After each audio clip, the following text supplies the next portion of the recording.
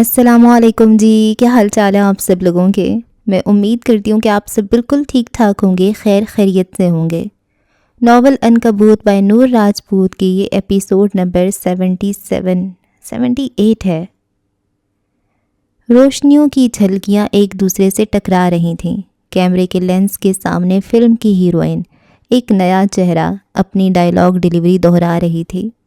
بھاری بھرکم لائٹس کے نیچے پسینے کی بوندیں اس کے ماتھے پر دیکھی جا سکتی تھیں، مگر جارج کی آنکھیں صرف مانیٹر پر مرکوز تھیں۔ کیمرہ رولنگ، سین 47، ٹیک 2، ایکشن۔ اسسٹنٹ ڈائریکٹر کی آواز گونجی۔ جارج کرسی پر بیٹھا اپنے ہیڈ فونز میں اداکاروں کی آوازیں سنتا رہا۔ اس کی آنکھوں میں تیز چمک تھی، جیسے سب کچھ قابو میں ہو۔ سین ختم ہوا، اداکارہ نے مکالمہ ادا کیا، مگر آواز میں جھجک تھی۔ جارج نے فوراً مانیٹر سے نظریں ہٹائیں اور بلند آواز میں بولا، کٹ! پورے ہال میں ایک دم خاموشی چھا گئی۔ بوم مائک تھامے لڑکے نے ہاتھ ڈھیلے کر دیے۔ ایکسپوژر والے نے کیمرہ بند کیا، سب کی نظریں جارج پر ٹھہر گئیں۔ اور زیادہ جذبات چاہیے، یہ کردار کمزور نہیں ہے، اس کے اندر شدت ہے۔ وہ کرسی سے اٹھا اور اداکارہ کے قریب جا کر نرم مگر مضبوط لہجے میں بولا، پھر سے ریہرسل کرو، تم یہ کر سکتی ہو۔ اداکارہ نے سر ہلایا۔ جارج کی نظریں چند لمحوں کے لیے روشنیوں میں اٹکیں اور پھر اس نے اپنے ڈائریکٹرز چیئر پر بیٹھنے کے لیے رخ موڑا۔ وہ بھی بیٹھا ہی تھا کہ قریب رکھی میز پر اس کا فون زور زور سے بجنے لگا۔ وہ کافی دیر سے بج رہا تھا۔ اس نے ایک نظر اسکرین پر ڈالی، نمبر انجان تھا۔ وہ ریکارڈنگ روکنا نہیں چاہتا تھا، مگر کال بار بار آ رہی تھی۔ آخر کار اس نے اسٹاف کو اشارہ کیا، 5 منٹ کا بریک۔ سیٹ پر ہلچل بڑھ گئی، کوئی پانی لا رہا تھا، کوئی اگلے سین کی تیاری کر رہا تھا، مگر جارج کے کانوں میں بس فون کی مسلسل بیل گونج رہی تھی۔ وہ فون اٹھا کر اسٹیج کے شور سے دور ایک کونے کی جانب نکل آیا۔ کال بند ہو چکی تھی۔ وہ بھی فون کرنے والے کے بارے میں سوچ ہی رہا تھا کہ اچانک اسکرین پر ایک نوٹیفیکیشن ابھرا، ایک ویڈیو موصول ہوئی تھی۔ اس نے کس قدر تیزی سے ویڈیو اوپن کی، جیسے ہی ویڈیو چلی اس کے چہرے کا رنگ فک ہو گیا۔ وہ اپنی جگہ جم گیا۔ اسکرین پر وہ خود تھا، جارج جوزف، اور اس کے ساتھ باورچن صوفی کی بیٹی لیزا۔ یہ جوزف پیلس کے کچن کی فوٹیج تھی، وہ لمحہ جب ولیم نے اچانک وہاں آ کر جارج کو یہ شرمناک حرکت کرتے دیکھ لیا تھا اور ان دونوں کے بیچ لڑائی ہوئی تھی۔ نہیں، یہ نہیں ہو سکتا، وہ ہکلاتے ہوئے بڑبڑایا۔ اس کی انگلیاں کپکپانے لگیں۔ لیزا کے چہرے پر مسکراہٹ تھی، وہ قریب کھڑی تھی اور جارج اس پر جھکا ہوا تھا۔ یہ دیکھتے ہوئے اس نے دوسرا ہاتھ بھی اختیار اپنے لبوں پر رکھ لیا، وہی لب جن سے اس نے کمزوری کا اظہار کیا تھا، جس پر اس نے کنٹرول کھو دیا تھا۔ چہرے کا رنگ پہلے سفید پڑا، پھر غصے اور خوف میں سرخ ہونے لگا۔ دل کی دھڑکن تیز سے تیز تر ہو گئی۔ فون دوبارہ بجنے لگا۔ اس بار اس نے لرزتے ہاتھوں سے کال ریسیو کی۔ ہیلو؟ آواز اس کے گلے میں ہی پھنس گئی۔ Hello George? لیزا کی مدھم مگر خطرناک آواز ابھری۔ کیا بکواس ہے یہ لیزا؟ وہ اچانک پھٹ پڑا، دماغ گھوم گیا تھا۔ بکواس نہیں ہے، یہ حقیقت ہے۔ تم مجھے سالوں سے نظر انداز کر رہے ہو جارج، جبکہ میں بس تمہیں سوچتی ہوں۔ تم جانتی ہو یہ کیا ہے؟ تم مجھے بلیک میل کر رہی ہو۔ آواز دھیمی مگر تیز تھی۔ یہ صرف میرے لیے تھا، ایک یاد، پر تم مجھے پسند ہو جارج، اور میں اب اس پیلس میں صرف باورچن کی بیٹی بن کر نہیں رہ سکتی۔ تم ہوش میں تو ہو؟ وہ ہولے سے غرایا، ضبط کی آخری حد۔ ہوش میں تو اب آئی ہوں، وہ ہنسی۔ یہ ویڈیو میں نے اپنے لیے بنائی تھی، لیکن اب وقت آ گیا ہے کہ اسے دنیا دیکھے۔ سوچو جارج، تمہارے باپ کی حرمت کہاں جائے گی؟ تمہارا نام، تمہارا کریئر، یہ خاندان کا وقار، سب خاک میں مل جائے گا۔ جارج کا دم خشک ہو گیا۔ تم برباد ہو جاؤ گے، اس سے بہتر ہے کہ تم اس چینی چڑیل کو دفع کرو اور مجھ پر دھیان دو۔ 3 دن، بس 3 دن ہے تمہارے پاس، سوچ سمجھ کر فیصلہ کرنا۔ کال کٹ گئی۔ وہ بے جان ٹانگوں کے ساتھ قریبی کرسی پر بیٹھ گیا۔ آنکھوں کے سامنے سب دھندلا گیا۔ اس معاشرے میں یہ کوئی بڑی بات نہیں تھی، ایسے تعلق عام تھے، مگر اپنے ہی گھر کی باورچن کے ساتھ۔ شوبز کے لوگوں کو ویسے بھی کچھ معاف نہیں ہوتا، ان کی چھوٹی سی غلطی بڑی تباہی لا سکتی ہے، وہ بھی اس وقت جب دعویٰ کرنے والی گھر کی ملازمہ ہو، حالانکہ ان کا ایسا کوئی رشتہ نہیں تھا۔ نہ جارج کا اس سے ایسا کوئی جسمانی تعلق تھا، مگر یہ چھوٹی سی غلطی۔ بے داغ کردار پر اگر داغ لگ جائے تو مٹانا مشکل ہو جاتا ہے۔ اوف، یہ کیا کر دیا تھا اس نے؟ فوراً ویڈیو ڈیلیٹ کی، یوں جیسے لیزا کے فون سے بھی ہو جائے گی۔ وہ ساختہ پیشانی مسلی، غصے اور جذبات کے فیصلے کبھی کبھی منہ کے بل گراتے ہیں۔ ارد گرد شور بڑھ رہا تھا، اداکار ہنس رہے تھے، کوئی ڈائیلاگز دہرا رہا تھا، کوئی روشنیوں کا زاویہ درست کر رہا تھا، مگر اس کی سماعت میں صرف سائیں سائیں تھی۔ اس نے پیشانی تھام لی، سر میں درد کی لہر اٹھ رہی تھی، حلق خشک تھا۔ سٹیج کی روشنیوں کا حالہ دور سے جھلملاتا رہا، مگر جارج کی آنکھوں کے آگے اندھیرا چھا گیا۔ اس کے کانوں میں لیزا کی آخری باتیں گونج گئیں۔ تم برباد ہو جاؤ گے جارج، 3 دن ہیں تمہارے پاس۔ اس نے جھٹکے سے سر اٹھایا، ارد گرد دیکھا، کوئی نہ جان پائے کہ اس کے اندر کیا طوفان مچ چکا ہے۔ پھر گہری سانس لی، دونوں ہاتھوں کی انگلیاں آپس میں بھینچیں اور دھیرے دھیرے اپنے چہرے پر ایک مصنوعی اطمینان سلایا۔ جارج، اسسٹنٹ ڈائریکٹر اس کے قریب آیا۔ شاٹ ریڈی ہے۔ جارج نے ایک لمحے کو آنکھیں بند کیں، پھر چہرے پر نقاب سا ڈال کر بولا، ٹھیک ہے، سب اپنی پوزیشن پر۔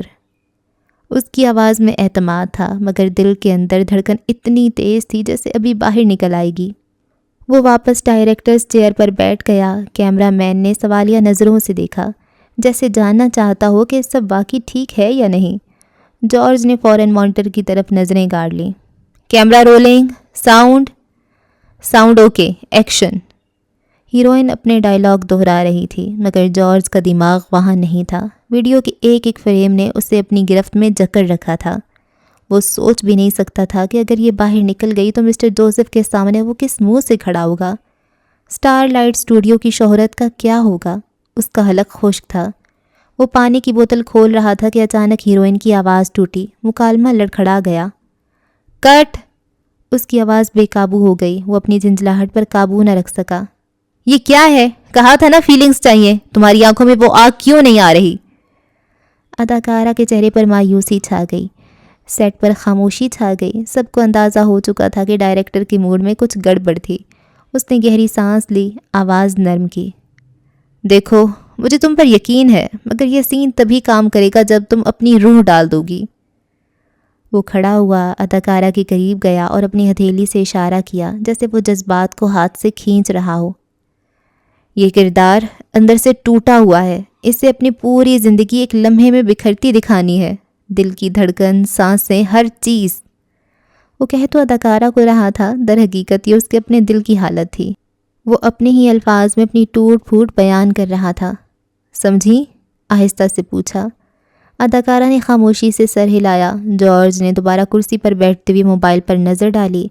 اسکرین آف تھی، مگر اس کا دل چاہ رہا تھا موبائل پھینک دے، توڑ دے، مٹا دے ہر یاد، پر یہ ممکن نہیں تھا۔ شوٹنگ دوبارہ شروع ہوئی۔ اس بار سب نے اپنے حصے کا کام کیا، مگر اسے ایسا لگ رہا تھا جیسے وہ اسکرین پر ہی نہیں بلکہ اپنی زندگی میں بھی ہدایات دے رہا ہو۔ Camera rolling, action. اداکارہ رو رہی تھی، اس کے الفاظ ٹوٹے پھوٹے تھے۔ جارج نے مانیٹر پر دیکھا۔ ہاں، یہی تو ہے ٹوٹنا، مگر اس ٹوٹنے میں بھی ایک اداکاری چاہیے، ایک پردہ، ایک نقاب۔ سین مکمل ہوا۔ اسسٹنٹ ڈائریکٹر نے خوش ہو کر داد دی، زبردست شاٹ۔ سب نے تالیاں بجائیں، مگر جارج کے لبوں پر مسکراہٹ کے پیچھے ایک گہری تھکن چھپی تھی۔ اس نے اگلے سین کی ہدایات دیں۔ یہ شوٹنگ تو چلتی رہتی، مگر اس کے سامنے اصل ڈرامہ شروع ہو چکا تھا۔ 3 دن، صرف 3 دن۔ گاڑی کے شیشوں پر ہلکی دھند جم رہی تھی، سڑک پر ہلکی اوس کی بوندیں بچھی تھیں جیسے کوئی سرگوشی کر رہی ہوں۔ رئیس گاڑی کی پچھلی سیٹ پر ٹیک لگائے بیٹھا تھا، سامنے والی سیٹ پر فون کی اسکرین پر تیزی سے انگلیاں چلا رہا تھا، جبکہ ڈرائیور خاموشی سے گاڑی آگے بڑھا رہا تھا۔ رئیس کی نظریں کھڑکی سے باہر تھیں، لیکن دماغ کہیں اور۔ ایمبر لائٹ اسٹوڈیوز کی خبر اس تک پہنچ چکی تھی، فجر کا نام بدنام ہو رہا تھا، ہر چینل، ہر اسکرین پر وہی تماشا۔ اس نے ایسا کیوں کیا تھا یہ سمجھ نہیں آ رہا تھا۔ وہ جان بوجھ کر ایسا کبھی نہیں کرے گی، اور ابھی تک اس کا کوئی بیان سامنے نہیں آیا تھا۔ کیا کر رہی تھی وہ؟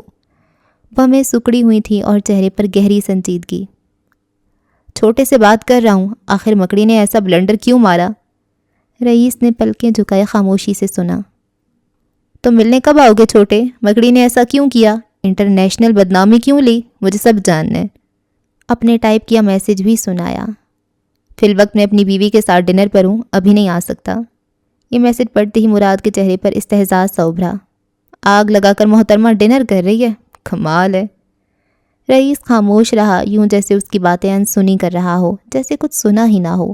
کچھ یاد آنے پر رئیس چونک کر آگے جھکا اور میز پر رکھا فون اٹھا کر زرتاش کا نمبر ملایا۔ کئی بار بیل گئی مگر دوسری طرف سے کال نہیں اٹھائی گئی۔ پھر اس نے لینڈ لائن ملایا۔ 2 گھنٹیوں کے بعد فون اٹھایا گیا۔ ملازمہ کی مدھم آواز ابھری۔ جی صاحب، زرتاش کہاں ہے؟ اس کا سوال برق کی طرح کڑا تھا۔ وہ گھر پر نہیں ہے صاحب۔ اس کی پیشانی پر شکنیں ابھریں۔ گھر پر نہیں ہے؟ آفس سے تو وہ کافی دیر پہلے نکل گئی تھی۔ جی میں جانتی ہوں، بڑے صاحب کے لیے ڈاکٹر آنے والے ہیں، آپ فکر نہ کریں، ان کا چیک اپ میں خود دیکھ لوں گی۔ آج کل احمد اورنگزیب صاحب کا نرسنگ اسسٹنٹ چھٹی پر تھا اور آج ان کا ماہانہ معائنہ تھا۔ دیہانت سے، اس نے تنبیہ کی۔ ٹھیک ہے صاحب، مگر وہ… ملازمہ کی اگلی بات نے جیسے زمین اس کے قدموں کے نیچے سے کھینچ لی۔ وہ فجر میڈم آئی ہیں، بڑے صاحب کے کمرے میں ہیں، انہوں نے مجھے اندر نہیں آنے دیا، تھوڑی عجیب لگ رہی ہیں اور آپ کا انتظار کر رہی ہیں۔ فجر گھر پہ؟ وہ الجھا۔ مراد نے چونک کر سر اٹھایا۔ جی صاحب، میڈم فجر ہی ہیں۔ ملازمہ گھبرائی ہوئی لگ رہی تھی۔ رئیس نے ایک لمحے کے لیے فون کان سے ہٹایا اور مراد کو اشارہ کیا۔ کیا ولی ان کے ساتھ ہے؟ اس نے فون دوبارہ کان سے لگایا۔ نہیں صاحب، وہ اکیلی ہیں۔ لیکن وہ دونوں تو ریستوران… مراد نے الجھ کر کہا۔ ٹھیک ہے۔ رئیس نے اس بات میں سر ہلاتے فون بند کر دیا۔ کیا واقعی وہ دونوں ایک ساتھ ہیں؟ اس نے سنجیدگی سے مراد کو دیکھا۔ کیسی باتیں کر رہے ہو؟ وہ دونوں بھی ریستوران میں ہیں، یہ دیکھو لوکیشن۔ اس نے ریستوران کی لوکیشن دکھائی مگر اس سے پہلے رئیس کچھ کہتا، فون کی اسکرین پر ایک نوٹیفیکیشن ابھرا، ویڈیو کال کا نوٹیفیکیشن۔ اس نے جیسے ہی کال اٹینڈ کی، اسکرین پر ایک عورت ابھری، گھنگریالے بال، چہرے پر وہی پر اسرار کشش، آنکھوں میں زہر اور طنز۔ اس کے پیچھے بستر پر اورنگزیب صاحب لیٹے تھے۔ ہیلو رئیس۔ وہ جو سمجھنے کی کوشش کر رہا تھا اس کے انداز اور لہجے پر ساکت ہوا۔ سوچا آج ایک آفیشیل ملاقات ہو ہی جائے، میں انتظار کر رہی ہوں، امید ہے تم جلدی آؤ گے۔ آپ کو کیا لگتا ہے احمد صاحب، آپ کا پوتا کتنی دیر میں پہنچ جائے گا؟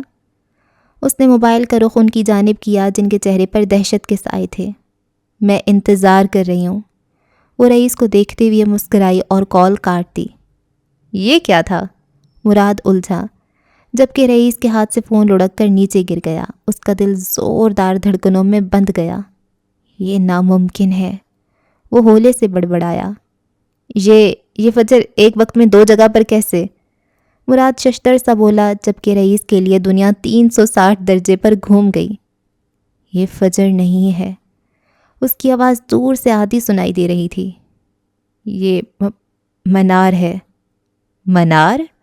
مراد ساکت ہوا۔ وہ زندہ بھی تو ہو سکتی ہے۔ ولی کا جملہ سماعت سے ٹکرایا اور وہ اپنی جگہ جم گیا، جبکہ رئیس کی آنکھوں میں 26 سال کا بوجھ، یادوں کا سمندر اور غصے کی تپش یکجا ہو گئی۔ ہر چیز واضح ہونے لگی۔ گاڑی کے اندر لمحے بھر کو موت جیسی خاموشی چھا گئی۔ گاڑی واپس موڑو، فوراً گھر کی طرف۔ اس کی آواز میں عجیب سا خوف ابھرا۔ ڈرائیور نے بریک لگائے اور گاڑی رئیس مینشن کی طرف پلٹ گئی، جبکہ رئیس اور مراد دونوں جیسے گونگے ہو گئے۔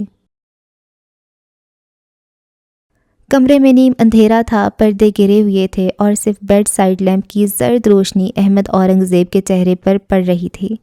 ان کی سانسیں بھاری اور بے ترتیب تھیں، جیسے ہر سانس کے ساتھ وہ اپنی ہمت کا آخری قطرہ جمع کر رہے ہوں۔ سامنے کرسی پر وہ بیٹھی تھی، منار، گھنگریالے بال شانوں پر بکھرے ہوئے، آنکھوں میں بجلیاں اور مسکراہٹ میں زہر۔ اس کے وجود کا ہر عکس کمرے کی فضا کو خوف سے بوجھل کر رہا تھا۔ احمد صاحب کے لب کپ کپا رہے تھے، وہ کچھ کہنا چاہتے تھے مگر لفظ حلق میں اٹک جاتے۔ منار کا یوں سامنے آنا انہیں گنگ کر گیا تھا۔ یہ کیسے ممکن ہے؟ ان کی آواز اتنی مدھم تھی جیسے کسی نے سینے پر پتھر رکھ دیا ہو۔ وہ دھیما سا مسکرائی۔ ممکن؟ سب کچھ ممکن ہے احمد صاحب، لیکن آپ کے لیے یہ خواب بھی ہو تو ڈراؤنا ہے۔ پھر وہ اٹھی، آہستہ آہستہ چلتی ہوئی بیڈ کے قریب آئی اور دونوں ہاتھ بیڈ کے کونے پر رکھ دیے۔ جانتے ہیں یہ سب آپ کی غلطی ہے، اگر آپ نے برسوں پہلے میری زندگی رئیس سے نہ جوڑی ہوتی، اگر آپ نے مجھے اس جال میں نہ دھکیلا ہوتا تو آج یہ سب نہ ہوتا۔ اورنگزیب صاحب کی آنکھوں میں دہشت کی پرچھائیاں اور گہری شرمندگی ایک ساتھ تیرنے لگیں۔ پسینے کی بوندیں ان کی پیشانی سے بہہ کر تکیے پر گرنے لگیں۔ آپ نے مجھے قربان کر دیا، اپنی پوتی کی سزا مجھے دی۔ کیوں؟ کیا میں آپ کی نواسی نہیں تھی؟ کیا میں آپ کو عزیز نہیں تھی؟ وہ جھک کر ان کی آنکھوں میں آنکھیں ڈالے دیکھتی رہی۔ لیکن دیکھیں، اب میں لوٹ آئی ہوں۔ اورنگزیب صاحب کے ہونٹ کپ کپائے۔ منار، بس اتنا ہی کہہ پائے۔ آواز رند گئی، آنکھوں میں صدمہ کہ وہ زندہ کیسے ہو سکتی ہے، اور اگر زندہ تھی تو اب تک کہاں تھی؟ ان کے نام لینے پر وہ ہنستے ہوئے سر جھٹک گئی۔ کتنا آسان ہے نا آپ لوگوں کے لیے ایک لڑکی کی زندگی برباد کرنا، اور پھر برسوں بعد حیرت سے صرف اس کا نام لے لینا، منار۔ اس نے لفظ دہراتے ہوئے سرد آہ بھری۔ نہیں احمد صاحب، اب صرف نام نہیں، اب میں حقیقت ہوں، آپ کی آنکھوں کے سامنے، آپ کی مرضی کے خلاف۔ وہ سیدھی ہوئی، ایک نظر ان پر ڈال کر ٹہلنے لگی۔ آپ سوچ رہے ہوں گے میں یہاں کیوں آئی، تو سن لیں، حساب برابر کرنے۔ گردیزی خاندان کا انجام تو آپ دیکھ چکے ہیں، اب باری اورنگزیب خاندان کی ہے۔ احمد صاحب کے لب ہلے مگر زبان نے ساتھ نہ دیا۔ وہ صرف لرزتی نظریں اس پر گاڑے رہے۔ دل کی دھڑکن اتنی تیز تھی جیسے سینہ پھاڑ کر باہر آ جائے گی۔ ڈریے مت، ابھی آپ کی جان نہیں لوں گی، لیکن اتنا یاد رکھیے، آج جو کچھ ہو رہا ہے وہ آپ کی اپنی لگائی ہوئی بنیادوں کا نتیجہ ہے۔ وہ ان کی حالت سے حس اٹھاتے ہوئے بولی، میں افق کے نقش قدم پر نہ چل پڑوں، اس سے روکنے کے لیے آپ نے مجھے قربان کر دیا، مگر میں واپس آ گئی ہوں، اور اس بار کوئی زنجیر، کوئی زہر، کوئی دھوکہ مجھے روک نہیں پائے گا۔ احمد صاحب کی آنکھوں سے آنسو بہہ نکلے، لیکن لب اب بھی بند تھے۔ ان کی روح جیسے لرز کر ٹوٹ گئی۔ وہ کبھی اپنی صفائی پیش نہیں کر پائیں گے، اور منار کو صفائی چاہیے بھی نہیں تھی، اسے صرف سزا سنانی تھی۔ کمرے کی گھڑی کی ٹک ٹک سنائی دینے لگی۔ باہر کہیں دور گاڑی کے ٹائر رکتے ہوئے سنائی دیے۔ اس کے ہونٹوں پر ایک گہری پر اسرار مسکراہٹ ابھری۔ رئیس آ گیا ہے، رئیس آ رہا ہے، وہ دلکشی سے کہتے باہر نکل گئی۔ گاڑی کے ٹائروں کی تیز چیخ نے رئیس مینشن کے پرسکون ماحول کو چیر کر رکھ دیا۔ اس سے پہلے کہ گارڈز کچھ سمجھ پاتے، گاڑی کا پچھلا دروازہ ایک جھٹکے سے کھلا اور رئیس کسی طوفان کی طرح باہر نکلا۔ ٹھنڈی دھند میں لپٹی ہوا نے اس کے اوور کوٹ سے ٹکرا کر ایک سرسراہٹ پیدا کی، مگر وہ کسی بھی چیز سے بے نیاز تھا۔ اس نے مینشن کے مرکزی دروازے کی طرف قدم نہیں رکھے، وہ دوڑا تھا۔ چہرے پر وہ برف جیسا سکون کہیں نہیں تھا، اس کی جگہ ایک ناقابل یقین وحشت اور آنکھوں میں بھڑکتی ہوئی آگ تھی۔ کہاں ہے وہ؟ اس نے لاؤنج میں ٹہلتی ایک ملازمہ سے گرجدار آواز میں پوچھا۔ ملازمہ کی زبان سے الفاظ نہیں نکلے۔ اس نے لرزتے ہوئے ہاتھ سے اوپر ٹیرس کی جانب اشارہ کر دیا۔ شاندار راہداریوں کی خاموشی میں اس کے قدموں کی دھمک گونج رہی تھی۔ وہ کسی کو آواز دیے بغیر سیدھا سیڑھیوں کی طرف لپکا اور جبڑے بھینچے، پھلانگتا ہوا اوپر پہنچا۔ دل پسلیوں سے ٹکرا رہا تھا، سانسیں بے ترتیب ہو چکی تھیں، ہر ایک قدم ایک صدی جیسا بھاری تھا۔ 26 سال کا بوجھ اسے نیچے کھینچ رہا تھا، مگر وہ بھاگتا رہا۔ رئیس مینشن کا وسیع و عریض ٹیرس مصنوعی روشنیوں میں نہایا ہوا تھا، مگر باہر پھیلی دھند کی گہری چادر نے شہر کے نظاروں کو نگل لیا تھا۔ روشنیاں دھند سے ٹکرا کر ایک پر اسرار دودھیا حالہ بنا رہی تھیں۔ یہاں موت جیسا سناٹا تھا، جسے صرف یخ بستہ ہوا کی سائیں سائیں توڑ رہی تھی، اور اس سناٹے کے بیچ وہ ریلنگ کے قریب کھڑی تھی۔ شہر کی دھندلی روشنیوں کے پس منظر میں اس کا ہیولہ ایک سیاہ سائے کی طرح لگ رہا تھا۔ ٹھنڈی ہوا اس کے گھنگریالے بالوں سے کھیل رہی تھی، انہیں بے رحمی سے اڑا رہی تھی۔ لمبی سیاہ جرسی کی گرم میکسی اس کے وجود سے لپٹی ہوئی تھی، جس سے صرف اس کے سیاہ جوتے نظر آ رہے تھے۔ اس پر نگاہ پڑتے ہی رئیس کے قدم جم گئے۔ اس نے بے ساختہ تھوک نگلا، اپنے پیچھے آہٹ محسوس کرتے ہوئے وہ دھیرے سے پلٹی، اور وقت تھم گیا۔ وہ چہرہ جس کی اس نے ساری عمر پرستش کی تھی، جس کے لیے وہ تڑپا تھا اور جسے اس نے اپنے ہاتھوں سے گنوایا تھا، آج زندہ گوشت پوست کے وجود کے ساتھ اس کے سامنے تھا۔ ہیلو رئیس۔ منار کی آواز میں وہی زہریلی مٹھاس تھی، وہی شناسائی جو صرف وہی لا سکتی تھی۔ اس انداز میں، اس طرز سے صرف وہی مخاطب کر سکتی تھی۔ کیسا لگا مجھے دیکھ کر؟ وہ مسکرائی، مگر اس کی آنکھوں میں مسکراہٹ نہیں، ایک گہری سرد آگ تھی۔ 26 سال بعد زندہ دیکھ کر؟ وہ مضبوط قدم جماتی اس کی جانب بڑھی، جبکہ رئیس جیسے پتھر کا ہو گیا تھا۔ اس کی انگلیاں لرز رہی تھیں۔ اس نے مٹھیاں بھینج کر اپنی لرزش پر قابو پانے کی ناکام کوشش کی۔ وہ اسے دیکھ رہا تھا، اس کے اندر وہ سنہری پن ڈھونڈ رہا تھا جو اس کے بالوں اور اس کی آنکھوں کا حصہ تھا، مگر اب وہاں کچھ نہیں تھا سوائے اندھیرے کے۔ مجھے لگا تھا تم مجھے پہچان جاؤ گے، مگر تم تو فجر کو دیکھ کر اتنے اندھے ہو گئے کہ مجھے بھول ہی گئے۔ وہ عین اس کے سامنے آ کر رکی۔ یہ ناقابل برداشت قربت رئیس کے دل پر ہتھوڑے برسانے لگی۔ تم، اس نے کچھ کہنا چاہا مگر ہونٹ لرز کر رہ گئے، الفاظ حلق میں ہی دم توڑ گئے۔ وہ بس اسے دیکھ رہا تھا، بے یقینی سے، صدمے سے، اس چہرے کو جسے وہ دنیا کا سب سے منفرد چہرہ مانتا تھا۔ ماننا پڑے گا، میری قبر پر کیا محل کھڑا کیا ہے تم نے؟ منار نے ذرا سا جھکتے ہوئے اس کے پہلو میں گرے دونوں ہاتھ اٹھا لیے۔ وہ ان کی لرزش کو اپنی ہتھیلیوں پر محسوس کر سکتی تھی۔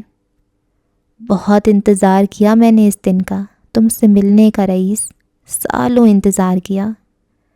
اب وہ اس کے دونوں ہاتھ تھامے کھڑی تھی۔ کافی بڑے ہو گئے ہو تم، بہت اونچے، اتنا مرتبہ پا لیا تم نے کہ بادشاہ بن گئے، مگر دیکھو تمہارے ہاتھ آج بھی مجھے دیکھ کر لرزا اٹھے۔ وہ پرسکون سے کہہ رہی تھی، جبکہ رئیس کی نظریں ابھی تک اس کے چہرے پر جمی تھیں۔ اس کے صرف ہاتھ ہی نہیں، اس کے ہونٹ بھی لرز رہے تھے۔ پھر منار نے اس کے ہاتھوں کو چھوڑتے ہوئے آگے بڑھ کر اس کے کندھوں پر اپنے ہاتھ جمائے۔ اس کی سرسراتی انگلیوں کا برف جیسا سرد پن رئیس کے وجود میں اتر گیا۔ ویسے مجھے افسوس کرنا چاہیے یا خوش ہونا چاہیے؟ آواز طنزیہ تھی۔ اپنی فیملی کے لیے تم نے مجھے مار ڈالا، جبکہ میری ہی ہم شکل کو بچانے کے لیے تم نے عروضہ کی جان لے لی۔ ہوا سائیں سائیں کرتی گزرنے لگی، جبکہ فجر کا ذکر سنتے ہی رئیس کے بے جان وجود میں جیسے جان پڑ گئی۔ یہ سچ نہیں ہے، وہ ہولے سے یہ سچ نہیں ہے وہ ہولے سے بڑبڑایا، جیسے خود کو یقین دلا رہا ہو۔ میں منار معراج ایک بدصورت حقیقت ہوں۔ اس کی نظروں میں ابھی تک وہی بے یقینی دیکھ کر وہ بولی، مجھے آج بھی یاد ہے جب تم کتابوں سے نظریں ہٹا کر چھپ چھپ کر مجھے دیکھا کرتے تھے۔ رئیس مزید ساکت ہو گیا۔ اگر یہ منار نہیں تھی تو وہ یہ سب کیسے جانتی تھی؟ مگر تم نے مجھے ویسے کبھی نہیں دیکھا جیسے تم فجر کو دیکھتے ہو۔ وہ ہنستی۔ تم اسے اپنی خوش قسمتی کہو گے یا بدقسمتی؟ میں نے 26 سال صرف تمہیں دیکھا، تمہیں سوچا، تمہارا ورد کیا۔ میں نے 26 سال تم سے نفرت کی ہے رئیس، اور اب انجام کا وقت قریب آ چکا ہے۔ وہ ہولے سے پھنکاری۔ تم جاننا چاہتے ہو میں یہاں کیوں آئی ہوں؟ جواب سادہ ہے، تمہارا انجام لکھنے۔ یہ سنتے ہی رئیس کے چہرے پر پہلی بار استہزاء ابھرا۔ اس کے اندر کا کراؤن کنگ جاگ اٹھا۔ اس نے اپنے کندھوں پر رکھے اس کے ہاتھ جھٹک دیے۔ غلط فہمیاں بہت ہیں تمہیں، تم آج بھی نہیں بدلی۔ بدلی میں واقعی نہیں ہوں، مگر غلط فہمیاں نہ۔ اس نے ایک قدم مزید رئیس کی طرف بڑھایا۔ کم از کم اب تمہیں ڈرنا چاہیے رئیس، تمہاری سلطنت تباہی کے دہانے پر کھڑی ہے۔ اور تمہیں لگتا ہے میں یہ سب ہونے دوں گا؟ وہ ایک قدم پیچھے ہٹا، دماغ اب کام کرنے لگا تھا۔ وہ 26 سال بعد صرف دشمنی نبھانے آئی تھی، تب تک نہیں جب تک تمہاری کوئی کمزوری نہیں تھی، مگر اب۔ وہ زہریلی مسکراہٹ لیے بولی، تمہاری کمزوری میری مٹھی میں ہے۔ اس نے اپنی ہتھیلی رئیس کے سامنے کی۔ فجر معراج، یہ کہتے اس نے آہستہ سے اپنی مٹھی بند کر لی، جیسے فجر کی تقدیر کو اپنی گرفت میں لے لیا ہو۔ رئیس کے تاثرات یک لخت بدل گئے، آنکھوں میں ایک وحشی جلن ابھری۔ اس سے دور رہو۔ آواز میں حکم اور التجا کا امتزاج تھا۔ منار نے چند لمحے اسے دیکھا اور پھر 2 قدم بڑھا کر اس کے بالکل قریب آ گئی، مسکراتے ہوئے اس کی دائیں جانب جھکی۔ میں اپنی بیٹی سے دور کیوں رہوں گی؟ تم مجھے میری بیٹی سے دور نہیں رکھ سکتے۔ اس نے سکون سے کہتے ہوئے رئیس کی ساری جان نکال دی۔ اس انکشاف نے رئیس کے وجود میں زلزلہ برپا کر دیا۔ چہرہ پیچھے ہٹا کر رئیس کو دیکھا، جس کا چہرہ سفید پڑ چکا تھا۔ وہ میری بیٹی ہے رئیس، فرقان گردیزی کی اولاد ہے وہ۔ اس کے انکشافات بم کی طرح گرنے لگے۔ رئیس بے یقینی سے اسے دیکھتا رہا، جیسے اس کی سماعت نے اسے دھوکہ دیا ہو، بلکہ نہیں، جیسے اس کی پوری زندگی دھوکہ ہو۔ تم جس سے محبت کرتے ہو نا، وہ اس شخص کی بیٹی ہے جس نے تم سے سب کچھ چھین لیا۔ وہ ہنسی، ایک تکلیف دہ زہریلی ہنسی۔ مجھے تم پر ترس آ رہا ہے رئیس اورنگزیب، افسوس۔ اس کا دھیما نکرئی کہکا دھند میں لپٹی رات میں گونج گیا، جبکہ رئیس اپنی جگہ ساکت بت بنا کھڑا رہا۔ میں نے کہا تھا نا رئیس، تمہارا انجام قریب ہے۔ وہ پیچھے ہٹی، جلد ملیں گے۔ وہ پلٹی اور دھیرے دھیرے چلتی ہوئی ٹیرس کے دروازے میں گم ہو گئی۔ وہ اس کی جان نکال کر اپنے ساتھ لے جا رہی تھی، اور وہ فق چہرہ لیے وہیں کھڑا رہ گیا۔ اس کی سماعت میں صرف منار کا کہکا اور ہوا کی سائیں سائیں گونج رہی تھی۔ فجر فرقان گردیزی کی بیٹی تھی۔ یہ انکشاف اسے توڑنے کے لیے کافی تھا۔ زینے نیم روشن تھے۔ فانوس کی مدھم روشنی بس اتنی تھی کہ اس کا ساکت چہرہ اور کانپتے ہاتھ صاف دکھائی دے رہے تھے۔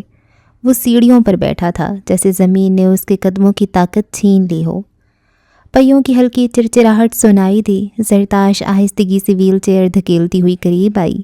اس کی نظریں رئیس پر جمی تھیں، مگر ان آنکھوں میں دکھ سے زیادہ کڑوا طنز ابھرا۔ وہ اس کے عین سامنے رک کر بولی، آواز گویا خنجر کی دھار جیسی تیز۔ کیسا لگا بھائی، اپنے گناہوں کو اپنے سامنے زندہ دیکھ کر؟ رئیس نے ہلکا سا سر جھکایا، آنکھوں میں ابھی تک دھند بھری تھی۔ 26 سال تک آپ نے سب کو بے وقوف بنایا، خود کو بھی، مگر تقدیر کے پاس بڑی لمبی یاداشت ہوتی ہے۔ وہ آگے کو جھکی، الفاظ مزید کاٹدار ہو گئے۔ کیسا لگتا ہے جب آپ کا ماضی، آپ کا بدلہ، آپ کی کمزوریاں سب سامنے کھڑی ہو کر آپ کا مذاق اڑاتی ہیں؟ رئیس کے جبڑے بھینچے رہے۔ وہ سن رہا تھا، مگر اندر کا خوف، شک اور صدمہ اسے کند بنا رہے تھے۔ جبکہ زرتاش نے بات جاری رکھی، آپ نے سوچا تھا سب ختم ہو گیا، ایک لاش دفنا دینے سے کہانی ختم ہو جاتی ہے؟ نہیں بھائی، کہانیاں قبروں سے جنم لیتی ہیں، اور اب آپ کی کہانی جاگ اٹھی ہے۔ رئیس نے پلکیں موند لیں، دل کو یقین دلانے کی کوشش کی جیسے یہ وہم ہو، دھوکہ ہو، مگر زرتاش کے الفاظ حقیقت کی کیلیں ٹھونکتے رہے۔ ڈرے مت بھائی، اس نے طنز بھری مسکراہٹ سے کہا، ابھی تو آغاز ہے، اصل حساب کتاب باقی ہے۔ اس نے گہری سانس لی، جیسے خود کو حواسوں میں لوٹانے کی کوشش کر رہا ہو، مگر آنکھوں میں اب بھی وہی اندھیرا تھا۔ کچھ دیر بعد اس کی گاڑی رات کی سنسان سڑکوں پر بھاگی چلی جا رہی تھی، مگر اس کا دل بھاگنے سے قاصر تھا۔ اس کے اندر ایک ایسا قید خانہ آباد ہو چکا تھا جہاں سانس لینا بھی سزا لگ رہا تھا۔ سٹیئرنگ پر اس کے ہاتھ جمے ہوئے تھے، انگلیوں کی پوریں سفید ہو رہی تھیں۔ وہ ضبط کے کڑے مراحل سے گزر رہا تھا۔ وہ شخص جو ہمیشہ پتھر کی طرح مضبوط کھڑا رہا، آج خود اپنی ہی سانسوں کے بوجھ تلے دبنے لگا تھا۔ آنکھوں کے پردے پر ایک ہی منظر بار بار ابھرتا، منار معراج۔ وہ عورت جس کی یادوں نے 26 سال تک اس کے وجود کو نوچ نوچ کر کھایا، اب پھر سامنے کھڑی تھی، جیسے موت کا بھیس بدل کر واپس آئی ہو۔ اس کی آنکھوں میں آج بھی وہی نفرت دہکتی تھی جو سالوں پہلے تھی۔ اس نے ایک جھٹکے سے بریک دبایا، گاڑی ویران سڑک کے ایک جانب رک گئی، پیشانی سٹیئرنگ پر رکھ دی اور رو دیا، ایسے جیسے برسوں کا ضبط ایک لمحے میں ٹوٹ گیا ہو۔ کیا غلطی ہے میری؟ ہولے لفظوں میں بڑبڑایا۔ کیا غلطی ہے اگر میں نہیں جھکا، اگر میں نے ہر بار کھڑے رہنے کو چنا؟ کیا یہ خطا ہے میری؟ اس کی آواز اندھیرے میں بکھر گئی، مگر جواب کوئی نہ آیا۔ تقدیر ہمیشہ اس کے حوصلے کا امتحان لیتی رہی، اور آج وہ امتحان ایسا تھا کہ اس کی رگوں میں بہتا خون بھی بغاوت کر رہا ہو۔ وہ لمحہ لمحہ جل رہا تھا، اس کی روح تپتے انگاروں پر رکھی جا چکی تھی، اور سب سے بڑا زہر یہ تھا کہ فجر، وہ لڑکی جسے وہ اپنی زندگی کا سب سے قیمتی لمحہ سمجھتا تھا، وہ اس شخص کی بیٹی تھی جس نے اس کی زندگی کو دوزخ بنا دیا تھا، جس نے اس کی حرمت کو پامال کیا تھا۔ یہ انکشاف اس کے دل کو چھید رہا تھا۔ محبت اور نفرت ایک ہی بدن میں سمیٹنا کتنا بھاری ہے، یہ وہ آج مزید جھیل رہا تھا۔ کچھ دیر بعد وہ گاڑی سے باہر نکلا اور گاڑی کے بونٹ سے ٹیک لگائے نیچے بیٹھ گیا۔ گھٹنے سینے سے لگاتے دونوں بازو خود کے گرد لپیٹ لیے۔ وہ اب سسک رہا تھا، بالکل اس رات کی طرح جس رات اس نے منار کو مارا تھا۔ گاڑی کی شیشوں پر اوس کی بوندیں یوں ٹھہر گئیں جیسے آسمان بھی اس کے درد پر رو دیا ہو۔ مگر رئیس کا درد صرف آنکھوں میں نہیں، روح کے گہرے زخموں میں تھا، وہ زخم جنہیں نہ وقت بھر سکا نہ دعائیں۔ اس نے آسمان کی طرف دیکھا، اس کے ہونٹ کپ کپائے۔ اور کتنا توڑنا ہے مجھے؟ سسکی اس کے لبوں میں دب گئی۔ میں انسانوں کے سامنے نہیں جھکتا، میں نہیں جھک سکتا، مجھے مجبور مت کریں۔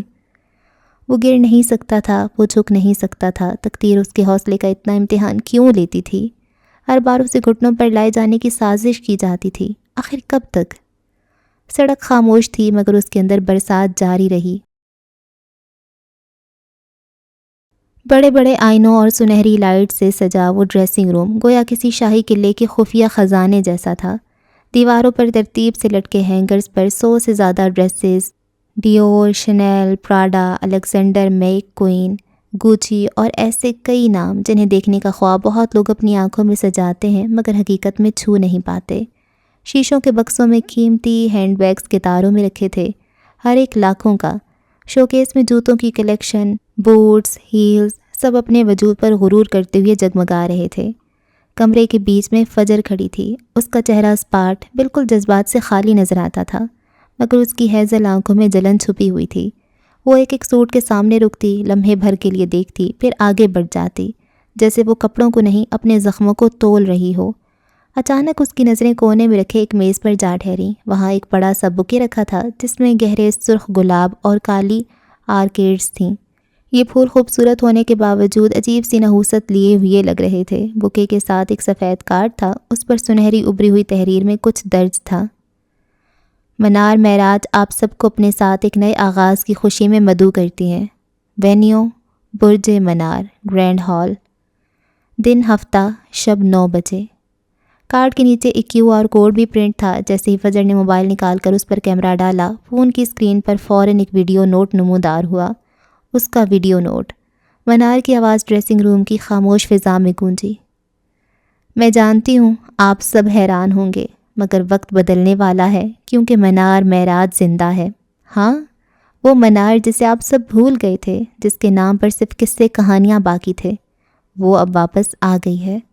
اس ہفتے برج منار کے گرینڈ ہال میں خود آپ سب کو خوش آمدید کہوں گی۔ یہ صرف ایک ڈنر نہیں ہے، یہ ایک اعلان ہے، ایک نیا باب، ایک نئی تاریخ۔ میں چاہتی ہوں آپ سب وہاں موجود ہوں۔ اس دعوت کو رد کرنے والا اپنا انجام خود دیکھے گا۔ ویڈیو ختم ہوتی ہی اسکرین پر صرف ایک لائن جگمگائی، بی دیئر اور بی فورگاٹن۔ فجر نے موبائل بند کیا تو اس کا سانس بھاری ہو گئی۔ اس کے دل پر جیسے کسی نے جلتی ہوئی سل رکھتی ہو۔ آنکھوں کے سامنے لندن کی وہ خبر پھر سے گھوم گئی، اپنی ہی بربادی پر وہ خاموش تھی۔ اس کی تخلیقی کامیابی کو ایک ہی بار میں توڑ دیا گیا تھا اور یہ سب کرنے والی کوئی اور نہیں، اسی کا دوسرا چہرہ تھی۔ کچھ دیر سلگنے کے بعد اس نے گردن سیدھی کر لی تھی۔ اس دعوت پر جانے کا فیصلہ کر لیا تھا۔ منار کا وار کاری تھا مگر اب اس کی باری تھی۔ اس نے ہینگر پر لٹکے ڈریسز کو ایک ایک کر کے دوبارہ دیکھنا شروع کیا۔ پراڈا کا ایک شاندار سوٹ اس کے سامنے تھا، گہرا نیلا سکرٹ، اس پر سلور بیلٹ اور اوپر نفیس بلاؤز جس پر ہاتھ سے کڑھائی کی گئی تھی۔ جیکٹ کے کالر پر ٹیشو سے بنایا گیا آرٹ ورک گویا روشنی میں سانس لے رہا تھا۔ اس نے آئینے میں اپنے عکس کو دیکھا، آنکھیں سرخ ہو رہی تھیں مگر چہرہ مضبوط۔ پہلی بار اپنے مائکے جا رہی ہوں، اتنی تیاری تو بنتی ہے۔ آنکھوں میں ملکہ ملعون کی چمک ابھری۔ اور تبھی ڈریسنگ روم کا سلائڈنگ دروازہ کھلا، ولی اندر آیا۔ اس کے قدم نرم تھے مگر آنکھوں میں تلاش کی جھلک دکھائی دی۔ میں تمہیں کب سے ڈھونڈ رہا ہوں، یوں کہا جیسے سکون مل گیا ہو۔ فجر نے کوئی جواب نہ دیا، بس نظریں سوٹ پر مرکوز رکھیں۔ وہ اس کے قریب آیا۔ کیا کر رہی ہو؟ اس نے پراڈا کا سوٹ نکالا اور آئینے کے سامنے تھام لیا۔ ولی نے حیرانی سے دیکھا۔ ڈنر پہ جانے کی تیاری؟ فجر نے گردن اکڑا کر جواب دیا۔ ہاں، پہلی بار مائکے جا رہی ہوں، تیاری تو کرنی بنتی ہے۔ وہ گہری نظر سے اسے دیکھتا رہا، اس کے تاثرات بدل گئے۔ وہ جانتا تھا کہ یہ محض تیاری نہیں تھی، یہ اس کا منار کی شروع جنگ میں داخل ہونے کا اعلان تھا۔ کیا ہمیں جانا چاہیے؟ تعجب سے پوچھا۔ کیوں؟ کیا ہوا؟ مدر ان لا سے ملنا نہیں چاہو گے؟ وہ یوں ہی کھڑی رہی۔ فجر کے جواب پر اس کے لب تھوڑے کھلے مگر وہ خاموش رہا۔ جانتا تھا کہ زخمی فجر کسی بھی بلا سے زیادہ خطرناک تھی۔ اس کے دماغ میں کچھ ضرور چل رہا تھا، پھر وہ دھیرے سے مسکرا دیا۔ اگر تم جانا چاہتی ہو تو میں تمہارے ساتھ ہوں۔ شکریہ، وہ بس اتنا ہی کہہ پائی۔ جبکہ ولی نے ہاتھ بڑھا کر اس کے گال کو نرمی سے چھوا۔ مجھے تھوڑا سا کام ہے، میں لیٹ ہو جاؤں گا۔ اس کے کام مراد اور جنید سے جڑے ہوتے تھے۔ زیادہ لیٹ نہیں ورنہ، فوراً تنبیہ کی۔ ہاں جانتا ہوں تم ٹرمینیٹ کر دو گی۔ وہ دروازے میں کھڑے ہوتے مسکرایا۔ فجر بال چھٹکتے ہوئے اس کی جانب مڑی اور پھر آنکھوں ہی آنکھوں میں اسے داد دی۔ وہ سمجھدار ہو گیا تھا۔ شوہر حضرات پر وقت کی پابندی لازم ہے۔ وہ سر ہلاتا پلٹ گیا۔ دروازہ بند ہوا تو مسکراہٹ فوراً مٹ گئی۔ اس کی آنکھیں پھر سے جل اٹھیں۔ آئینے کے سامنے کھڑے ہوتے اس نے اپنے عکس کو گھورا۔ آپ نے بہت بڑی غلطی کی ہے، زیر لب کہا۔ میری پہچان پر حملہ کیا ہے، نہیں کرنا چاہیے تھا۔ وہ یوں کہہ رہی تھی جیسے آئینے میں اس کا اپنا عکس نہیں بلکہ منار ہو۔ پھر ڈریسنگ ہینگر پر واپس لٹکا دیا۔ ہاں یہ مناسب ہے۔ وہ فیصلہ کر چکی تھی۔ گردن تھوڑی ڈھیلی کی، ایک گہری سانس لی۔ آنکھوں میں اب جلن کی بجائے آگ تھی۔ فجر کو مٹانے والوں کو ڈرنا چاہیے، آپ کو ایسا نہیں کرنا چاہیے تھا مدر۔ ڈریسنگ روم کی سنہری لائٹس اس کے چہرے پر پڑیں اور وہ لمحہ گویا اعلان بن گیا۔ رئیس گروپ کے اوپری فلور پر واقع اس کے پرائیویٹ اسٹڈی کا ماحول پرسکون مگر بوجھل تھا۔ بڑے بڑے شیشے کے گلاس وال کے پیچھے شہر کی روشنیاں پھیلتی جا رہی تھیں۔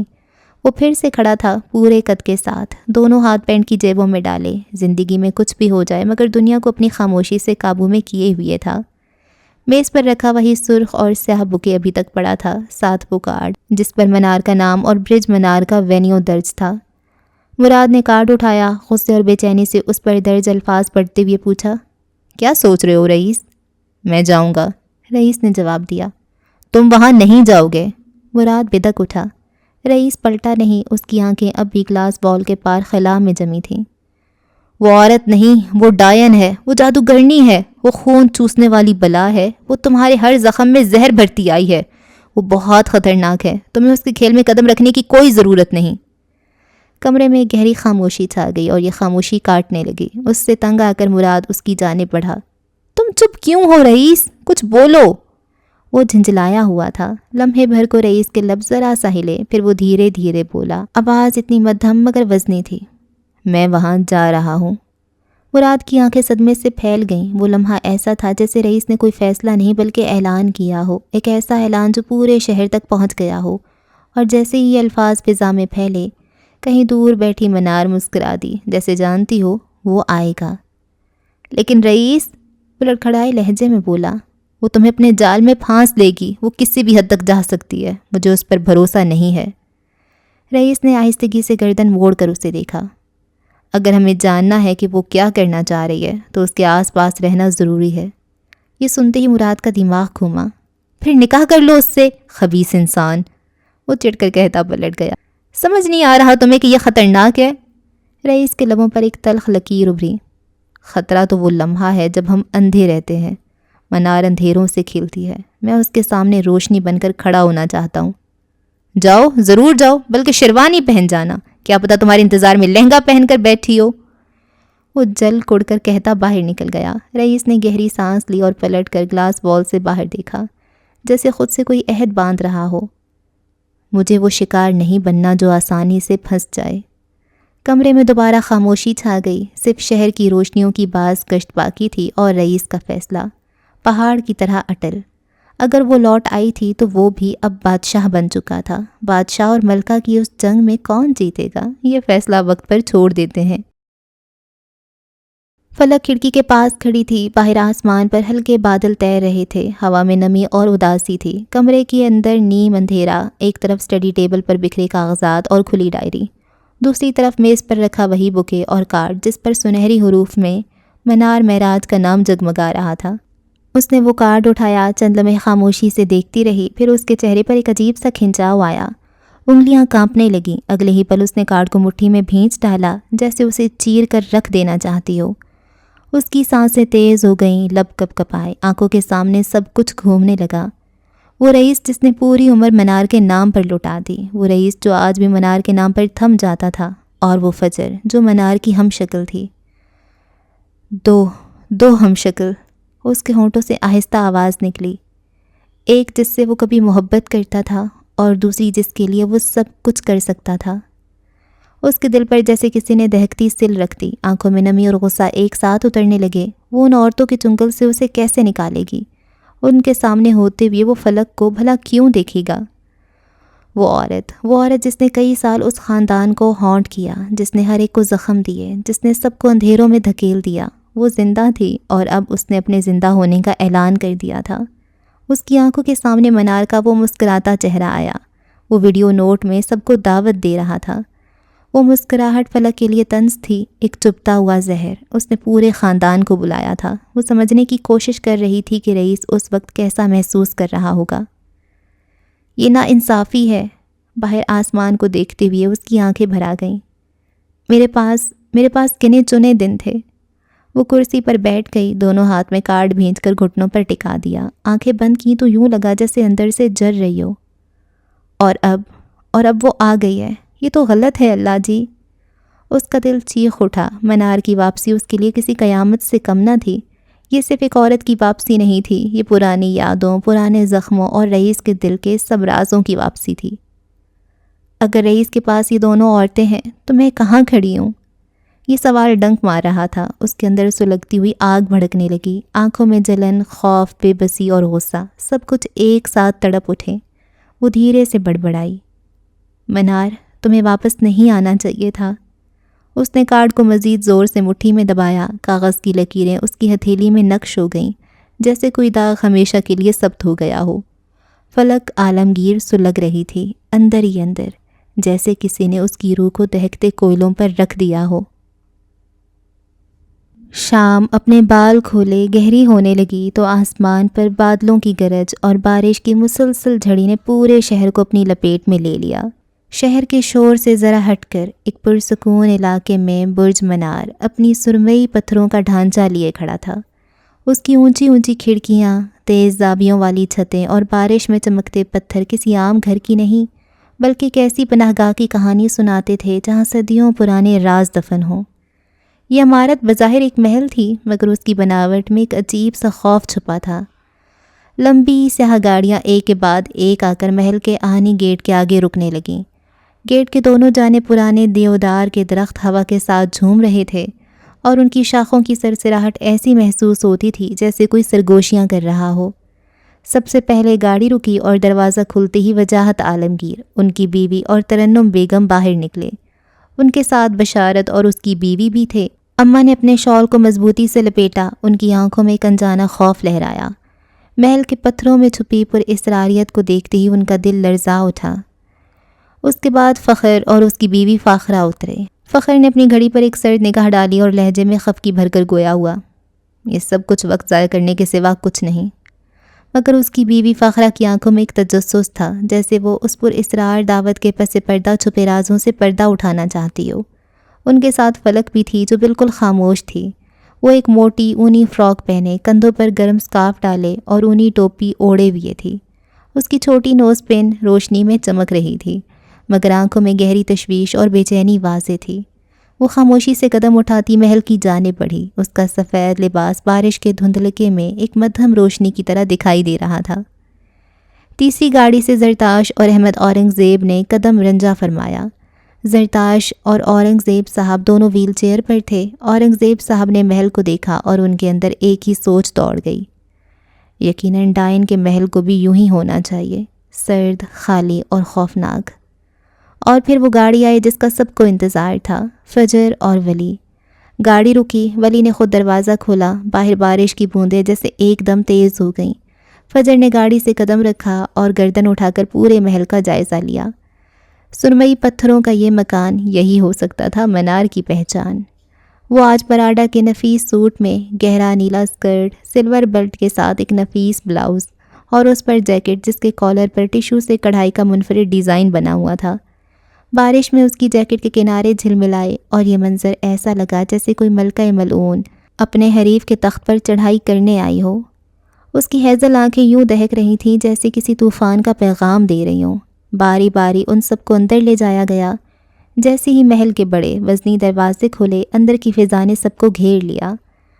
ہال بہت وسیع تھا، اس کی بلند چھتیں تاریکی میں گم تھیں، دیواروں پر نصب مشعلیں مدھم زرد اور سنہری روشنی بکھیر رہی تھیں۔ جو دیواروں پر لمبی پر اسرار پرچھائیاں ڈال رہی تھیں۔ اونچی کھڑکیوں کے شیشوں پر بارش کا پانی مسلسل بہہ رہا تھا، جس کی ٹک ٹک اندر کی سنسناہٹ میں اضافہ کر رہی تھی۔ ہال کے بیچ میں ایک لمبا ڈائننگ ٹیبل سجا ہوا تھا، جو فی الوقت خالی تھا، مگر اس کی ہموار سطح چمک رہی تھی۔ کھانے کے لوازمات ابھی ایک جانب رکھے جا رہے تھے، روسٹ، سوپ، سلاد، مگر ان کی خوشبو بھی یوں لگتی تھی جیسے کسی پر اسرار پردے کے پیچھے دبی ہو۔ ہال کی فضا میں جانے کیوں ایک انجانی سردی سرایت کرتی جا رہی تھی۔ ہر ایک کو محسوس ہوا جیسے سانس بھاری ہو رہی ہو، جیسے کمرے کا درجہ حرارت اچانک گرتا جا رہا ہو۔ سامنے سیڑھیاں تھیں جن پر سرخ قالین بچھا ہوا تھا، جو اوپر کہیں گھومتی ہوئی اندھیرے میں غائب ہو رہی تھیں۔ ایسا لگ رہا تھا کہ اوپر سے کوئی دیکھ رہا ہو، کوئی چھپا ہوا وجود، مگر سامنے نہیں آ رہا۔ فلک اپنی اونی فراک اور اسکارف میں ہال کے کونے میں کھڑی تھی، یوں لگ رہی تھی جیسے چراغ جل رہا ہو، مگر اندر سے وہ جل ہی رہی تھی۔ ضبط کر کے آئی تھی، مگر دل میں طوفان تھا۔ زرتاش نے ویل چیئر کو گھما کر ہال کا جائزہ لیا۔ باقی سب میز کے گرد بیٹھتے محو گفتگو ہو چکے تھے۔ سب آ چکے تھے، پورا عالمگیر خاندان، اورنگزیب خاندان، سب موجود تھے۔ لیکن ایک عجیب خلا تھا۔ منار ابھی تک غائب تھی، جبکہ رئیس بھی نہیں آیا تھا، بس ان دونوں کی کمی تھی۔ ہال میں ہر کرسی پر بیٹھتے ہی یوں لگا جیسے ان سب پر کوئی نظر رکھ رہا ہو۔ مشعلوں کی روشنی کے ساتھ پرچھائیاں دیواروں پر حرکت کرنے لگیں، کھڑکیوں پر بارش کا شور تیز ہو گیا۔ ہال میں موجود ہر ایک کے دل میں ایک ہی سوال تھا، یہ سب کچھ کیوں؟ سب خاندان والے اپنی اپنی نشستوں پر بیٹھ چکے تھے، مگر نظریں بار بار سیڑھیوں کی جانب اٹھ رہی تھیں۔ اور تبھی باہر دو گاڑیاں آگے پیچھے آ کر رکیں۔ پہلی گاڑی سے رئیس اترا، بھوری لیدر کی جیکٹ پہنے۔ ایک گارڈ نے فوراً آگے بڑھ کر اس پر چھتری تانی۔ مراد دوسری جانب سے نکل آیا۔ وہ اب آگے بڑھ رہے تھے، مگر گارڈز نے دروازے پر ہی روک لیا۔ معذرت سر، صرف فیملی ہی داخل ہو سکتی ہے۔ مراد نے نہایت بھونڈا منہ بنایا اور واپس پلٹ گیا۔ گارڈ وہیں رک گیا جبکہ رئیس داخل ہوا۔ پوری جیکٹ کے کالر پر بارش کے قطرے جھلک رہے تھے۔ جیسے ہی اس نے ہال میں قدم رکھا، خون کے رشتوں کی آنکھیں اس پر جم گئیں اور تبھی زینوں پر قدموں کی چاپ گونج گئی۔ سیڑھیوں پر منار دکھائی دی، پورے سوٹ میں، بال اور بھی گھنگریالے لگ رہے تھے۔ وہ آہستہ آہستہ اتر رہی تھی، ایک ایک قدم سینچ کر رکھتے۔ رئیس کے قدم جم گئے۔ وہ اوپر دیکھ رہا تھا، وہ نیچے ہال کے دوسرے کونے میں دیکھ رہی تھی۔ دونوں کے درمیان برسوں کا حساب کھڑا تھا۔ رئیس وہیں جمع رہا جبکہ منار دھیرے دھیرے سیڑھیاں اتر کر اس کی جانب بڑھی۔ وہ مضبوط قدم اٹھاتی، اس پر نگاہ ٹکائے اسی کی جانب جا رہی تھی۔ فاصلہ ابھی باقی تھا، مگر اس لمحے قدموں کی ایک اور چاپ ابھری۔ فجر، وہ سر اٹھائے مضبوط قدموں کے ساتھ آگے بڑھتی دکھائی دی۔ پراڈا کا سوٹ، آنکھوں پر چشمہ اور ہونٹوں پر وہی مسکراہٹ جو دشمن کو تعصف میں مبتلا کرتے۔ اس سے پہلے کہ منار رئیس تک پہنچتی، وہ یکدم اس کے سامنے آ گئی۔ منار ٹھٹک کر رکی، جیسے سامنے ایک دیوار کھڑی ہو گئی ہو۔ ہیلو مدر، چشمہ بالوں پر جماتے وہ دلکشی سے بولی۔ منار لمحہ بھر کے لیے ساکت ہوئی، پھر آنکھوں میں لکیریں ابھریں۔ کہاں جا رہی ہیں آپ؟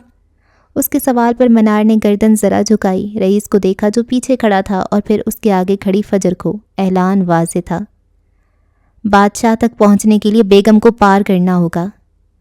منار اس کا اشارہ سمجھتے ہوئے ہولے سے ہنستی۔ وہ جو سوچ رہی تھی فجر اتنے بڑے نقصان کے بعد ٹوٹ پھوٹ کا شکار نظر آئے گی، وہ بلا بن کر آ گئی تھی۔ میرے راستے سے ہٹ جاؤ بیبی گرل، وہ دھیمے مگر حکمیہ لہجے میں بولی۔ کہا تھا نا ان سے دور رہیں، وہ اسی انداز میں بولی۔ تمہیں لگتا ہے تم مجھے روک سکتی ہو؟ ابرو اٹھا کر پوچھا۔ میں آپ کو روک چکی ہوں، گردن اکڑا کر واضح کیا۔ منار کی مسکراہٹ سمٹ گئی، آنکھوں میں لمحہ بھر کو شعلے بھڑکے۔ لگتا ہے مزاج ابھی ٹھکانے نہیں آئے، وہ اس کی اکڑ پر استہزائیہ بولی۔ ٹھکانہ تو آپ کو نہیں ملے گا، فجر سینے پر بازو باندھتے اسی کے انداز میں گویا ہوئی۔ تم میری ہم شکل ہو مگر میرا عکس نہیں، اپنی حدود مت بھولو ورنہ قبر، آپ کی قبر کا کھیل ختم ہو چکا ہے، بس کریں اب، وہ اس کی بات کاٹتے ہوئے ناپسندیدگی سے بولی۔ منار کے ہونٹ بھینچ گئے، کشیدگی بڑھتی جا رہی تھی اور خاندان کے لوگ ہال کے دونوں کناروں پر دم سادھے یہ منظر دیکھ رہے تھے۔ فلک کی انگلیاں مٹھی میں جمی تھیں، اماں کا سانس رکا ہوا، ولی کی نظریں فجر پر۔ رئیس یوں کھڑا تھا جیسے دو طوفان اس کے درمیان آ کھڑے ہوں، مگر اس کی نظریں فجر کے بالوں پر جمی تھیں۔ سامنے کھڑی منار بے معنی ہو گئی۔ تم اس ایک شخص کے لیے میرے سامنے کھڑی ہو؟ منار کبرو کمان کی طرح اٹھا ہوا تھا۔ وہ ایک شخص نہیں، رئیس اورنگزیب ہے، اور دنیا کا کوئی شخص رئیس اورنگزیب نہیں بن سکتا، تو سوچ سمجھ کر قدم اٹھائیے گا۔ مشعلوں کی روشنی دیواروں پر جھول گئی، کھڑکیوں پر بارش کا پانی بہتا گیا، مگر وہ یوں ہی ڈٹی رہی۔ جو فرض اس کے والدین کو نبھانا چاہیے تھا وہ اس کے پیچھے کھڑے شخص نے ادا کیا تھا۔ دو والدین کے ہوتے ہوئے ایک تیسرا شخص اس کا سربراہ بنا تھا، پھر وہ پیچھے کیوں ہٹتی؟ اس نے پیچھے ہٹنا نہیں سیکھا تھا۔ منار اور فجر ایک دوسرے کے مقابل، ایک ہی چہرہ، دو الگ تقدیریں، ایک ڈائن کی مسکراہٹ تو دوسری ملعون ملکہ کی ٹھہری ہوئی نظر۔ رئیس کے ہونٹ ذرا ہلے مگر آواز نہ نکلی۔ کیا کہتا، کس کا نام لیتا؟ سب کی نظریں اس پر تھیں مگر وہ خود گم تھا۔ آخر کیا تھا وہ شخص؟ ایک ایسا مرد جس کے لیے دو عورتیں ایک ہی چہرہ لیے میدان میں اتر آئی تھیں۔ ایک چہرے والی دو عورتیں اس کے لیے آمنے سامنے کھڑی تھیں، اس کے لیے مقابل آ چکی تھیں۔ رئیس نے گہری سانس لی اور بغیر کچھ کہے لمبے میز کی جانب بڑھنا شروع کیا۔ قدموں کی چاپ اتنی بھاری تھی جیسے ہر قدم زمین کو آزما رہا ہو۔ وہ میز کے سرے پر پہنچا، کرسی کو ہلکی سی حرکت دی اور بیٹھ گیا، سربراہی کرسی پر۔ وہ کرسی جو ہمیشہ طاقت کا نشان رہی تھی اور وہ جانتا تھا وہ اسی کے لیے خالی تھی۔ میز کے دوسرے کونے کی کرسی خالی تھی، وہ جگہ جہاں سب جانتے تھے کہ منار بیٹھے گی، اور چند لمحوں بعد وہ منظر بھی سامنے آ گیا۔ وہ فجر کو وہیں چھوڑ کر اپنے مخصوص وقار اور غرور کے ساتھ میز کی دوسری جانب آئی، سب نگاہیں اس پر جمی تھیں۔ ان کے بعد فجر مضبوط قدم اٹھاتی میز کی ایک جانب ولی کے ساتھ آ کر بیٹھ گئی، ایک طرف رئیس، دوسری طرف منار، درمیان میں خاندان۔ اماں گمسم سی بیٹھی تھیں، ان کی نظریں جھکی ہوئی تھیں جیسے پتھر بن گئی ہوں۔ بشارت اور فخر اپنی بیویوں کے ساتھ خاموش تھے۔ احمد اورنگزیب صاحب کے چہرے پر حیرت اور خوف کی ملی جلی کیفیت تھی۔ فلک جو ضبط کی چادر اوڑھے بیٹھی تھی اندر سے سلگ رہی تھی۔ میز پر کھانے کے لوازمات رکھے جا رہے تھے، برتنوں کی کھنک اور ملازموں کی آہٹ کے بیچ خاموشی کا بوجھ اور زیادہ بڑھ گیا۔ چند لمحے یوں ہی خاموشی میں گزرے، پھر منار کی آواز ابھری۔ وہ پرسکون تھی جیسے سبھی کے دل کی دھڑکنوں پر حکمرانی کر رہی ہو۔ اپنی پلیٹ میں کھانا نکالتے ہوئے وہ بولی، میں جانتی ہوں آپ لوگ مجھے دیکھ کر صدمے کی کیفیت میں ہیں، مگر کھانا کھائیں کیونکہ اس صدمے کو برداشت کرنے کے لیے طاقت چاہیے۔ سب خاموش، کسی نے ہاتھ نہیں بڑھایا، صرف رئیس نے بوتل اٹھائی، پانی گلاس میں اڈیلا اور لبوں سے لگا لیا۔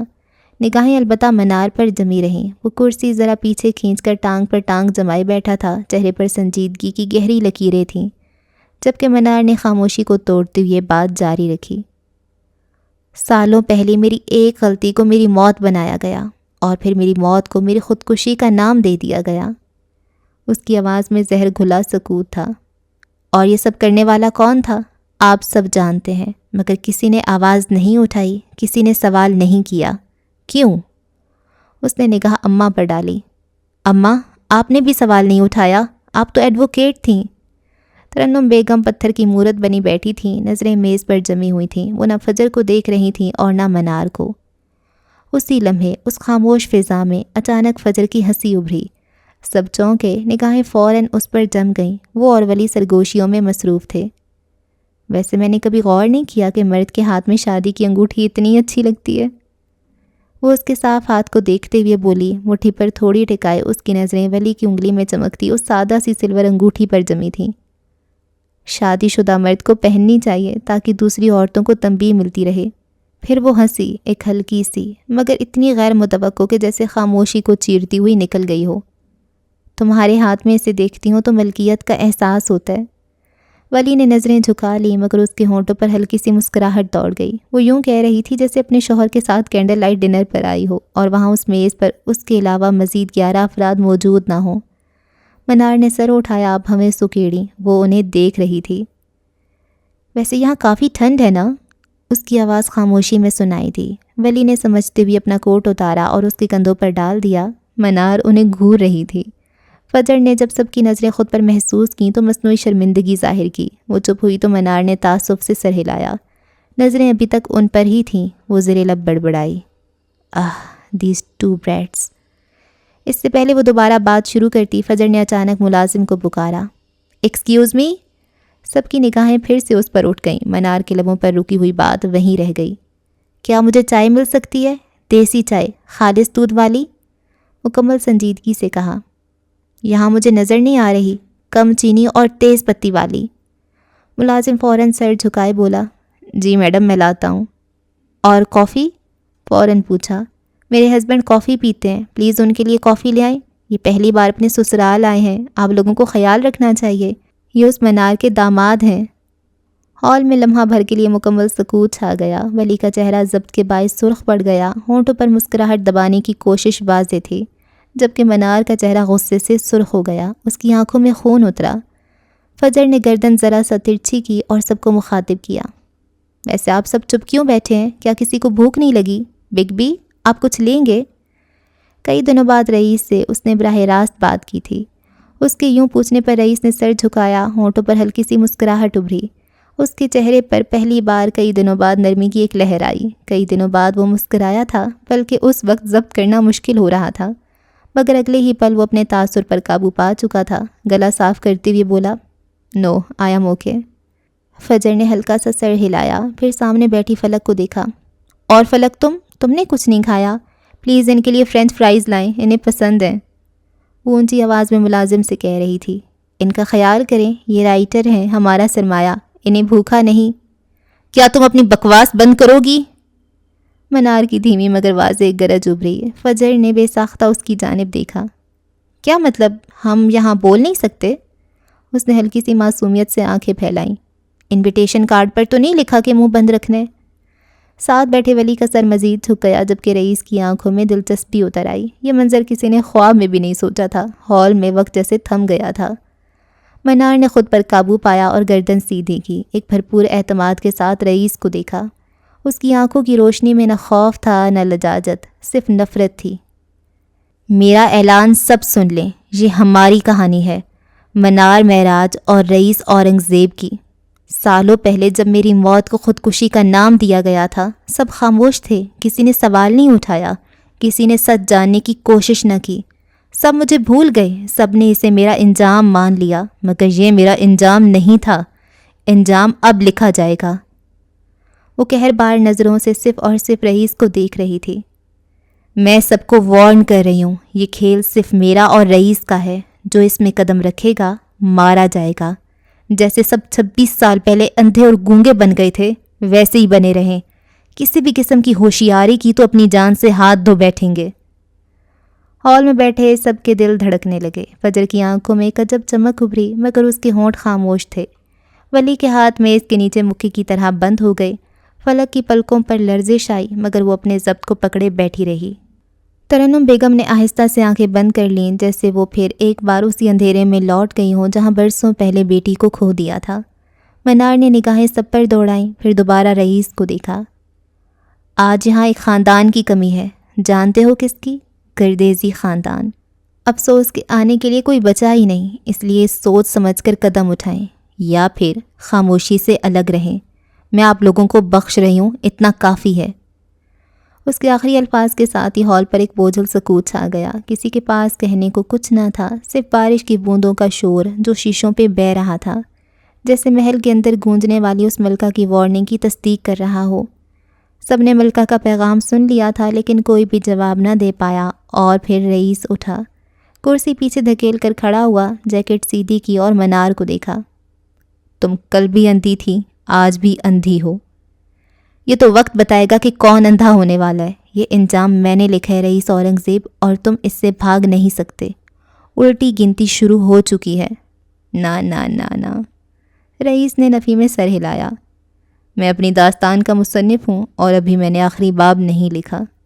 اس نے ایک جتاتی ہوئی نظر منار پر ڈالی اور پھر بنا کچھ کہے دروازے کی جانب بڑھ گیا۔ اس کے لیے اتنا کافی تھا۔ منار کی سرد نظریں اس کی پشت پر جمی رہیں۔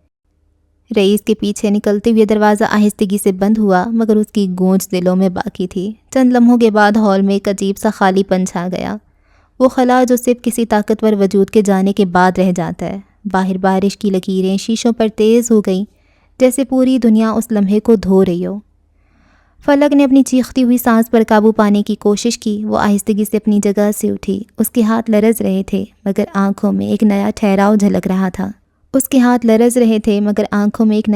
جھلک رہا تھا۔ وہ خاموش لگن جو صرف لکھنے والے جانتے ہیں۔ اس نے منار کی طرف دیکھا، منار نے گردن ذرا اکڑائی، عقابی نگاہوں کی شدت جوں کی توں تھی۔ تم فلک ہو نا؟ اس کی شہد رنگ آنکھوں کو دیکھتے ہوئے یوں پوچھا جیسے جانتی ہی نہ ہو۔ فلک بس سرد نظروں سے اسے دیکھتی رہی۔ تم جو چاہو کر لو، رئیس تمہیں کبھی قبول نہیں کرے گا، یہ اس کی ہڈیوں میں لکھا جا چکا ہے، تنہائی اس کا مقدر رہے گی۔ اس نے فلک کی جانب ہلکا سا جھکتے سرگوشی کی۔ مجھے اسے کوئی فرق نہیں پڑتا، مگر یہ گھر میرا ہے، اگر تم نے اسے توڑنے کی کوشش کی تو یاد رکھو اچھا نہیں ہوگا۔ اس ساری گفتگو میں وہ پہلی بار بولی تھی۔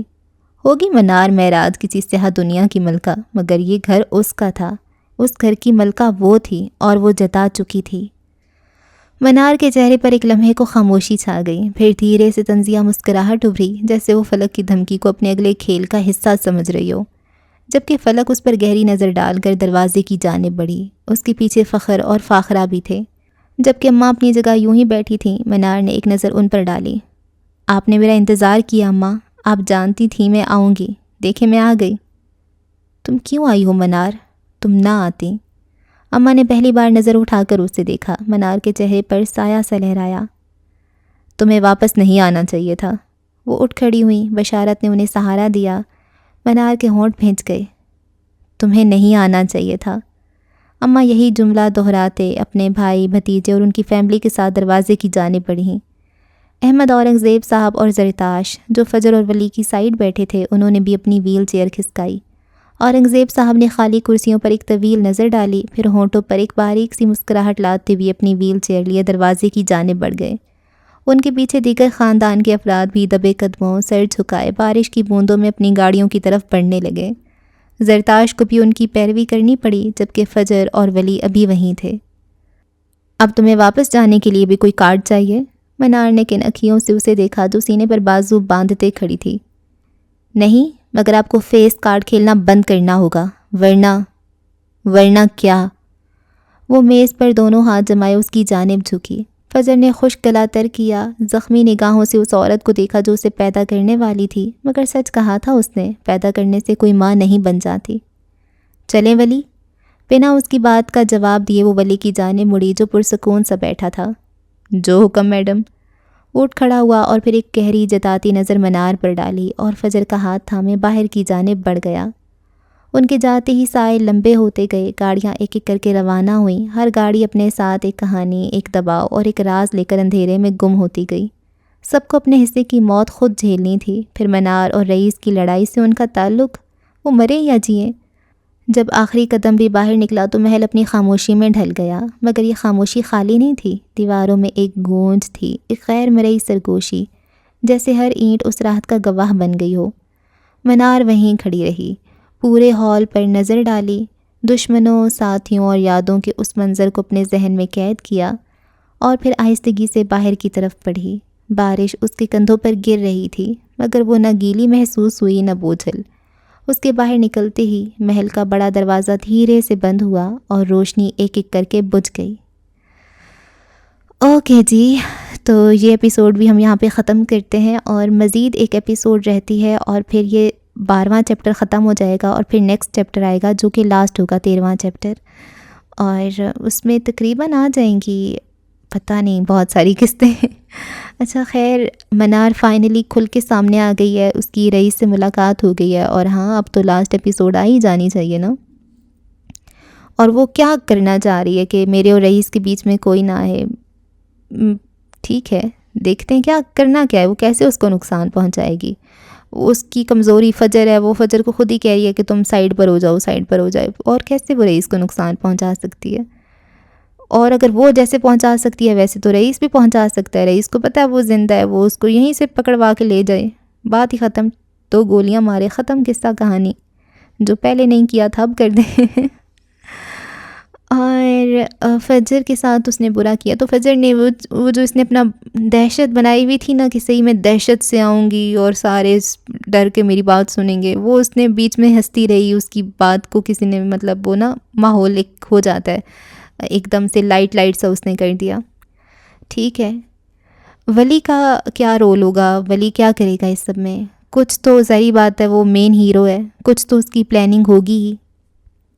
رئیس ولن نہیں تھا، مطلب شاید تھا بھی تو، لیکن اس نے کوئی اتنا نقصان نہیں پہنچایا ہیرو ہیروئن کو نا، اس نے ایکسیپٹ کر ہی لیا، مشکل سے کیا، بہت تڑپا ہے، رویا ہے، لیکن اس نے اپنے بھانجے کو کچھ کہا ہے اور نہ فجر کو، ہے نا۔ اور بس اب دیکھتے ہیں آگے آگے ہوتا ہے کیا، اور لاسٹ چیپٹر آنے والا ہے، اور لاسٹ چیپٹر کے آنے سے پہلے اگر آپ نے ابھی تک چینل کو سبسکرائب نہیں کیا ہوا تو بہت بری بات ہے، فوراً سے کر لیں چینل کو سبسکرائب۔ اللہ حافظ۔